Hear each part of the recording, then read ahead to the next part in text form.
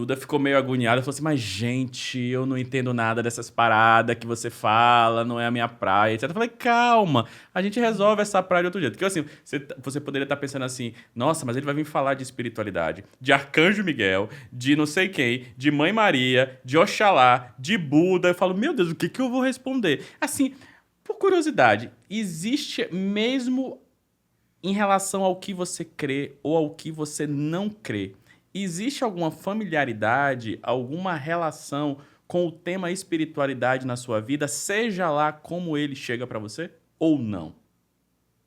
Oxalá eu achei muito legal. É. Você trabalha com isso também? A Mexe gente com isso? trabalha com tudo. Oxalá está relacionado exatamente com a energia. Se a gente for pegar os temas de Umbanda, de Candomblé, de Orixás, etc., Oxalá no sentido de paz. Por exemplo, a pomba branca da paz. Ou seja, qual é. Muitas vezes a gente fala entidades, seres, etc., mas para dar uma ideia, para personificar uma ideia de paz, uma ideia de amor, uma ideia de respeito, uma ideia de união, consagração. Então, assim, eu sempre falo nas minhas lives ou nos cursos, etc., que assim, não adianta você ter religião X, crer nisso ou não crer naquilo. O que faz a energia ser boa é o seu caráter.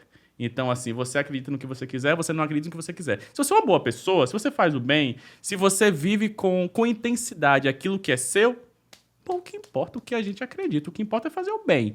E assim, existe alguma relação desse tema na sua vida, ou pela sua formação, com seus pais, etc. Como é que estava esse tema de espiritualidade? Não tinha nada ou tem alguma coisa? Acho que tem na minha avó materna, que tem uma relação com Deus muito forte, mas e é da religião católica, então por ela talvez eu tenha visto isso. Mas isso que você falou de fazer o bem, eu acho que não necessariamente precisa vir de alguma relação com a espiritualidade, né? A minha mãe e a minha avó são pessoas muito preocupadas com o outro e muito preocupadas com o lugar de delicadeza, que eu costumo chamar de tempo da delicadeza, que eu faço muita questão de preservar em mim. E que eu vejo que caiu em desuso no mundo atual. Então, tem muita gente que tem esse discurso da espiritualidade, né? Que se fala, se chama, né? Se diz uma pessoa muito elevada, muito superior. Mas que, na prática da coisa, são pessoas que não são legais. Que não são... Que não exercem isso, né? No seu dia a dia. Então, independente dessa espiritualidade, eu acho super importante esse olhar para o outro, para o cotidiano, né? Mas espera aí, agora, trocando em miúdos aqui no dia a dia, o que eu estou fazendo? Como é que eu estou me relacionando com o outro? Então, isso para mim é muito importante. Isso eu dou muito valor e, assim, eu vejo que... Quanto mais eu vejo que isso está em extinção, mais eu faço questão de manter em mim. Até porque muita gente se esconde no nome espiritualidade, fala assim, não, a pessoa trabalha com espiritualidade, logo acha-se que é uma pessoa maravilhosa, que pratica o bem, que não é sacana, que trata bem os seus funcionários, as pessoas, etc. Então, assim, muitas vezes esse termo serve pra gente ocultar alguma coisa, né? Exatamente. Assim como, enfim, eu sou uma pessoa que tem um ideal, né?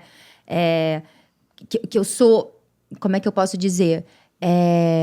Eu me identifico com os ideais, por exemplo, da esquerda. Sim. Agora, tem muita gente que se diz de esquerda e que se identifica com esses ideais mais igualitários e que na hora também, isso que você falou, de tratar o seu funcionário, é de uma sordidez absurda.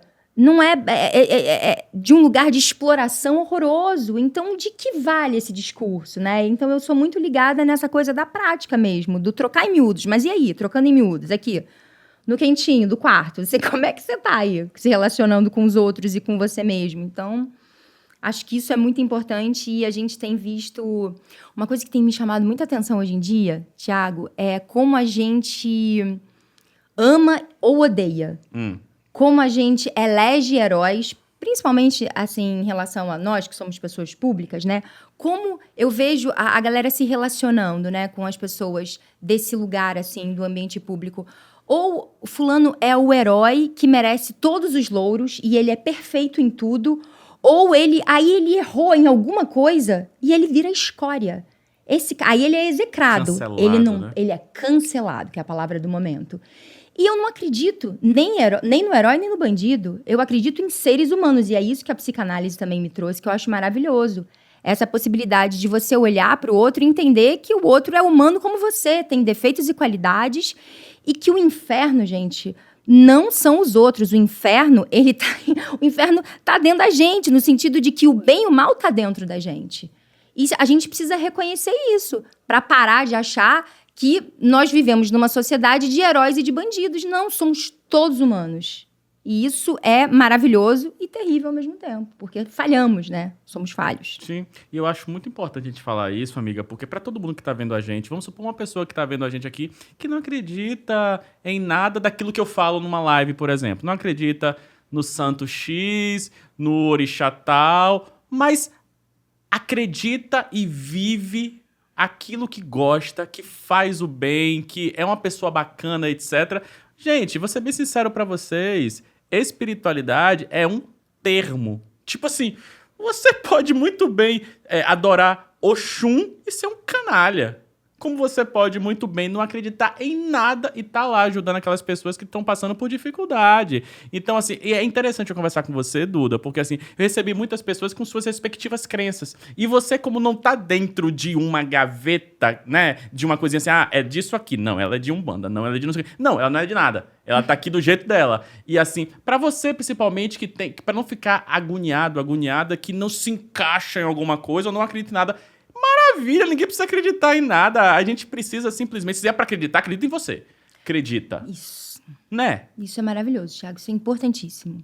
E você, quando você acreditou em você, começou a dar certo, talvez, as coisas, né? Sim. Profissionais, etc. Eu sempre digo isso quando me perguntam, mas você acredita em quê? Eu falo, acredito no ser humano. Isso. Acredito na nossa força de transformar a nossa vida e a realidade que está ao nosso redor. É nisso que eu acredito.